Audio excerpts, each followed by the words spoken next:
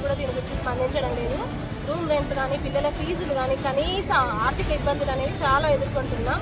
దయచేసి మా విన్నపాలన్నింటినీ తొందరగా అమలు చేయాలని కోరుకుంటున్నాం. మా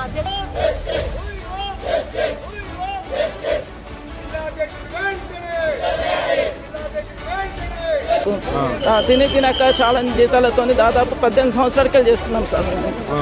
ఎలక్ట్రీషియన్లకి అయితే 18,000 సార్. తినడానికి తిండి లేదు సార్. చెప్పుకోవడం చిక్కుపోతుంది సార్. 10 అంత కఠినమైన చర్యలు దిగట్టేస్తున్నాం సార్. మేము అక్కడ ఇంత ఘోరమైన పరిస్థితి 26 సంవత్సరాల నుండి మాకున్న తిప్పలు ఇవే సార్. గౌరవనీయులైన అశోక్ గారిని అరెస్ట్ చేయడం జరిగింది. ఆయనను వెంటనే విడుదల చేయాలని మేము కోరుకుంటున్నాం.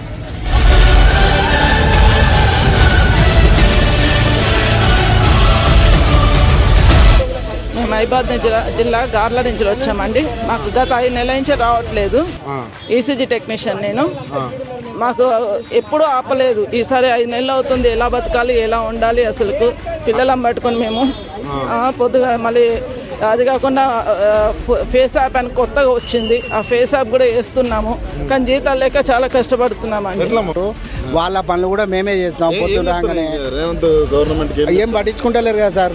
తినడానికి తిండి లేదు సార్. చెప్పుకోవడం చిక్కుపోతుంది సార్. 10 అంత కఠినమైన చర్యలు దిగట్టేస్తున్నాం సార్. మేము అక్కడ ఇంత ఘోరమైన పరిస్థితి 26 సంవత్సరాల నుండి మాకున్న తిప్పలు ఇవే సార్. గవర్నమెంట్ ఎవడొచ్చినా కూడా ఏజెన్సీ వాడు కొత్తవాడు వస్తాడు, మళ్ళీ కొత్తవాడు వస్తాడు. వీళ్ళకి సంబంధించిన వాడే వస్తాడు సార్. అక్కడ వాని టార్చర్ భరించలేం. అక్కడ ఉన్న స్టాఫ్ రెగ్యులర్ వాళ్ళే భరించలేం.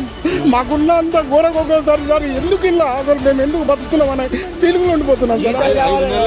5 నెలల నుంచి జీతాలు రాకపోతే ఎట్లా ఉంది? ఎట్లా సార్? మొత్తం బాకీ కిరాణా కొట్టోడు కూడా సామాన్ ఇస్తలేడు సార్. ఇప్పుడు ఇయ్యబో అంటుడు సార్. వాడు గట్టాన్ని తీసుకున్నాను అంటున్నారు.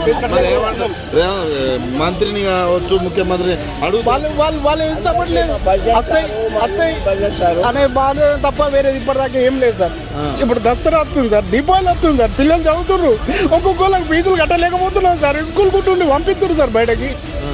ఘోరమైన పరిస్థితి సార్. ఎవరికి చెప్పుకుంటారు సార్? ఎవరు న్యాయం చెప్తలేడు. ఇంకా కొంత ఘోరమా సార్.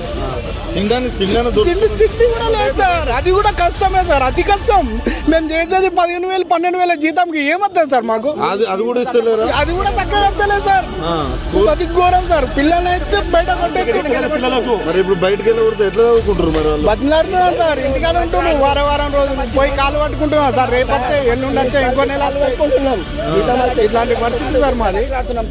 ఇంత ఘోరంగా మేము ఎన్ని రోజులు నుంచి చెప్తుంటే రేవంత్ రెడ్డి ఏమి స్పందన ఎవరు పట్టించుకుంటలేదు సార్. ఏ స్పందన లేదు, ఏం లేదు. చేస్తే చేయండి, లేకపోతే బంద్ కానీ. కాంట్రాక్టర్ అక్కడికి వెళ్ళి ఏజెన్సీ వాళ్ళు తీసుకున్న వాళ్ళు చేస్తే చేరాబాయి, లేకపోతే బంద్గా అంటాడు. వేరే పెట్టుకుంటారు.